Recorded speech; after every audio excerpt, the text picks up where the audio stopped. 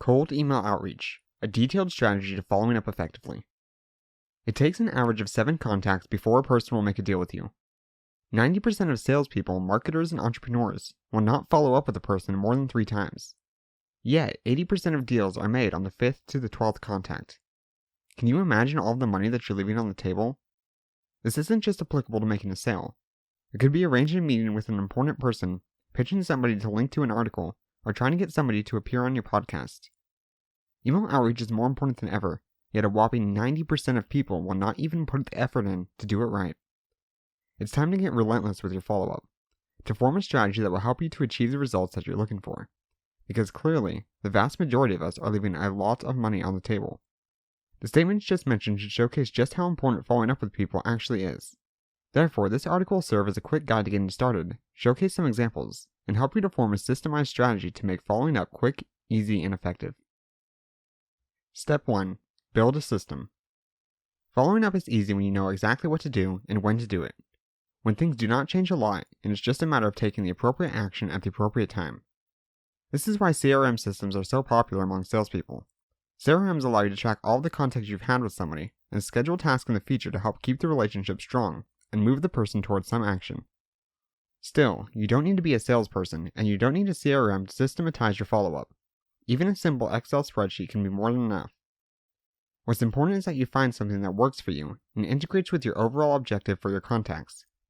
For example, my team and I use a piece of software called Ninja Outreach when performing email outreach campaigns to bloggers. It allows us to track what bloggers have opened our emails, tag them with where we are in the funneling process, and schedule follow-up if they haven't responded in a certain amount of time. Typically, our goal is to try and get links, or initiate some sort of sponsored post or giveaway on their site. We often get the same type of objections, and have different follow-up sequences based on what issue we're facing with each person. For example, we will obviously send different messages to somebody if they had never opened our emails than if they told us they only want to work with companies in their home country, for example, a surprisingly common thing we're told. Because we have a system, we know how to address each point and when to send each message. We even have a reminder to follow up with people months later if they completely reject our offer, asking if they've reconsidered or if there's any other way to work together. This makes it easy to send hundreds of emails per day if need be. 2. The second email is important, but it does not have to be complicated. It's assumed that your first email contains your pitch, but what about the second email? I've always found this best to keep this short and simple. Remind the person who you are, what you're asking for them, and what value you're trying to provide in return. There's no need to go back over all of your previous sales points or why they should work with you. You've already done that. A short but sweet second email accomplishes 3 things. 1. If your previous email ended up in the spam bin for whatever reason, this one is not likely to. 2. A short email is actually likely to be read in full. Your first email may have been opened, but not read. 3. An email like this shows that you're a real person with real interest, not computer software sending pitches to thousands of people at once. Note that despite this, you still may not get a response. Although we tend to think that people are not interested after 2 emails without a response, especially if we can see that they were opened, this does not necessarily mean that the person was not interested. We must push on. As far as timing goes, 1 to 3 days is a good waiting period between the first and second email if you can see that they've opened your first email. If you can't track that, 3 to 5 days is a good recommendation. 3. Start handling objections. If a person is opening your emails but not responding to them, it's likely they aren't completely convinced about how your offer can benefit them. After all, even if you're not asking them to buy something, the time required to even do something as simple as telling you no is an expense. If you've done a lot of cold outreach, you'll likely know what the most common objections you'll face are.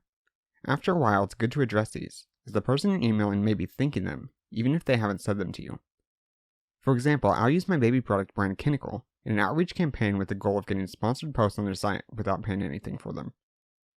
Some people may be thinking, for example, I'm from Australia, but I see on their site that they ship from the United States. I really don't want to run a giveaway if it means I'm going to have to pay $20 for shipping, and I certainly wouldn't want to upset my readers by restricting the giveaway only to the US. In which case, I note that we're happy to cover all the shipping costs regardless of where the winners are located. Others may think, why waste my time if I'm not getting paid? Even though my readers can use these products, I no longer have a baby and have no real use for them.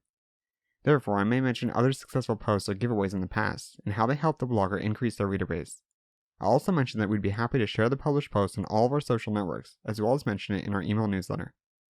If you're not getting responses, you do not know what the particular person is thinking. Therefore, you have to be proactive about handling these objections people build up in their minds. Obviously, if you do get a response, focus on that and begin the process of moving forward. 4. Ensure you're on the right deal. Offer an alternative. Just because somebody isn't responding well to a particular offer doesn't mean that you still can't make a deal. If somebody still doesn't seem to be interested in whatever you're pitching them, consider approaching them with an alternative option instead. I cannot count the number of times that Kinnickle has asked for a link only to be rejected, but ultimately end up with a link anyway through the form of a giveaway or sponsored post. People who aren't interested in your offer but are too shy to turn you down may jump on the opportunity to take something that seems slightly more appealing, but ultimately benefits you both anyway. Remember, any deal is better than nothing. People may open up to you at this point and explain why your original offer was not appealing to them, and you can use this data to craft your pitch in the future.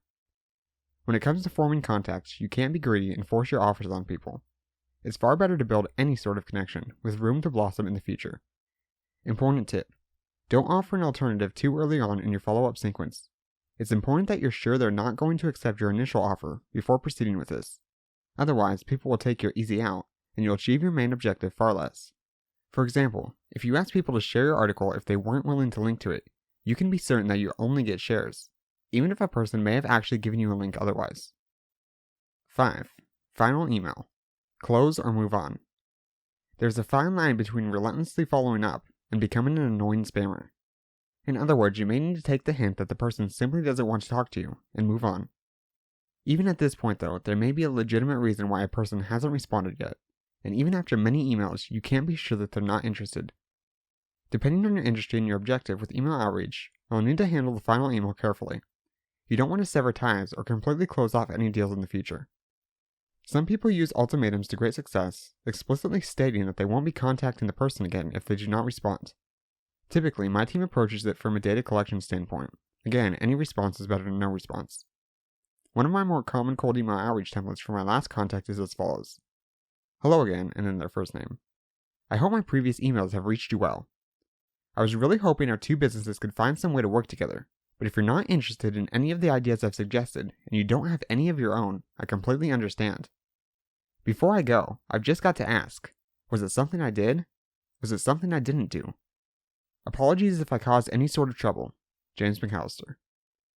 You would be shocked how many people finally respond saying things like, oh no, James, it wasn't anything you did, and then finally, after many emails, tell me exactly what was holding them up. Of course, from there I can go on to full-on sales mode, handling the objection, and quite often closing a deal. Conclusion. If you're not following up with people, you're making a huge mistake.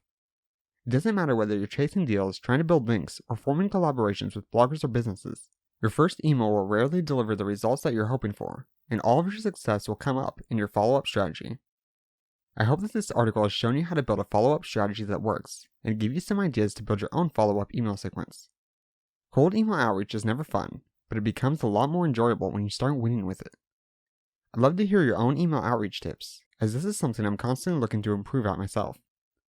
Finally, I'd love to hear how you intend to use email outreach to help you land more deals going forward. To your success, James McAllister.